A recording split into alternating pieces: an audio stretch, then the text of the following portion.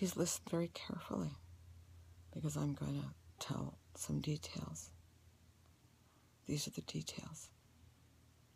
2011, I became very sick. I was being treated by Dr. Laura Banks, completely incompetent, very nasty, very aggressive neurologist, who compared me to her mentally disabled child.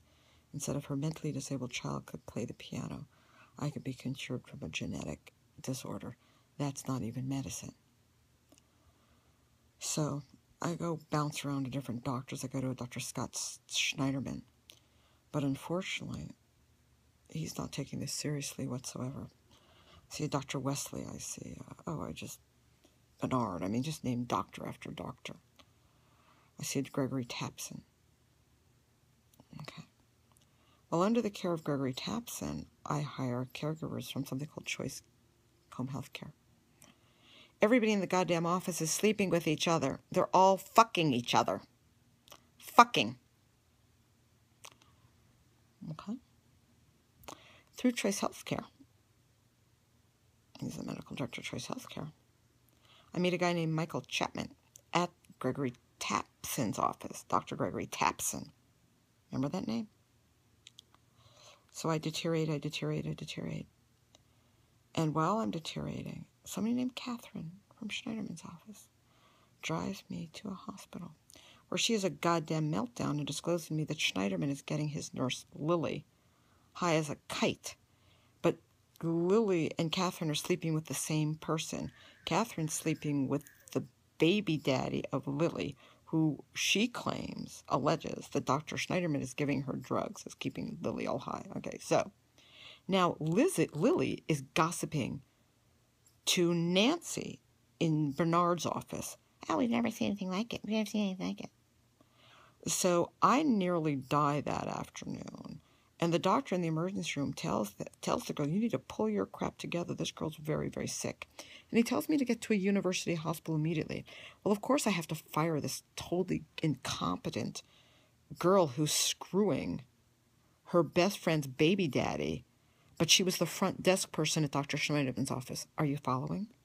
So I hire somebody else to get me to Stanford. Stanford.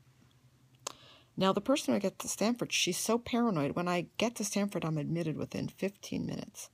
She's now convinced that they're going to sell my organs on the open market. That's Victorian home health care. Yeah, an aide from Victorian home health care tries to convince me that they're going to sell my kidneys and my organs. The man in the bed next to me is dying of liver failure. He's getting very upset, and the hospital asks her to leave because he needs a goddamn liver transplant. That is not working out for that man. So I'm admitted. And while I'm admitted, the phone keeps ringing. My cell phone keeps ringing. But also, the hospital phone keeps ringing. Enter Gregory Tapson. Oh, no, not Gregory Tapson. Michael Chapman, best friends with Dr. Gregory Tapson. So he is, at this point, almost stalking me. He met me for 20 minutes, became completely fixated upon me, and tells Stanford Medical Center that he's a family member. He's not a family member. He's drunk. He's a drunk. I suspect there's something wrong with Tapson because I saw him appear to do a line of coke in the office. Oh, imagine that. He's then arrested weeks later. Felony possession of cocaine, DUI, evading arrest. Imagine your own doctor running through the woods, drunk with his wife, hiding behind bushes, evading arrest, and he pleads down. But his excuse is he's all stressed out because the other doctor, Bergstrom, has sodomized a woman. I think it was an office worker. She was found in the woods naked and spent a week in the hospital. She was so severely sodomized. Well, yeah, they're big cocaine addicts. And so that verdict gets overturned, I believe, first time. But two other women come forward. He's into sodomizing women while high on coke. He loses his license, goes to jail, but then they redefine rape.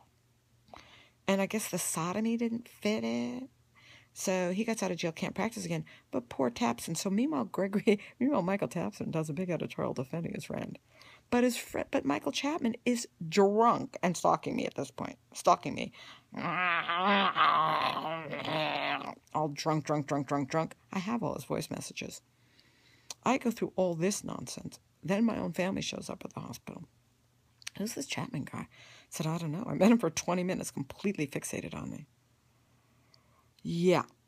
that's healthcare in America. So every single person I was seeing in healthcare was really screwed up. So you got the doctor doing cocaine who stressed out because the other guy had raped a doctor. So Tapson's doing cocaine because Bertram raped a person. And then you got Michael Chapman, who is medical director of Choice Home Healthcare, where they're all screwing each other and they all walk off the job. And the woman who owns the healthcare agency is really burnt out and upset, and she's very sick. And then I go to a different agency where the driver for that agency is taking care of Lucille Packard or something like that. He's obsessed with getting business cards from Chinese restaurants while he's screwing a Filipino woman. And it's also crazy. It's also crazy. And that's right. And then Schniederman's office. I mean, I don't know whether Lily's getting drugs from Schniederman, but boy, to see that doctor in the emergency room say to this girl, you have to sit here. You're not leaving this out, leaving me. So meanwhile, I'm the person trying to get medical help, and all of these people are completely screwed up. All of them. They're all high. They're all doing different things, drunk, stoned, screwing each other. But the patient is trying to get medical help within their chaos. And then when I get to the hospital, very, very sick, and they have to save my life, and it's really, really, really grim.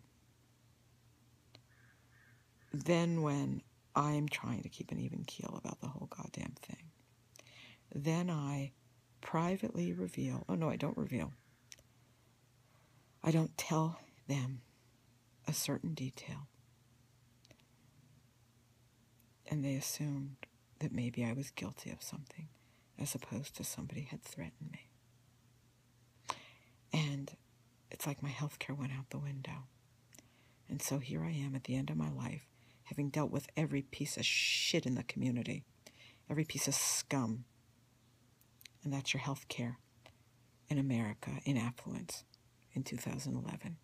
And now it's 2015. And everybody says they have no medical records. Well, I got them. They read like a goddamn book, but they don't give the backstory about who was tending to me. Shame on all of them. My blood is on their hands.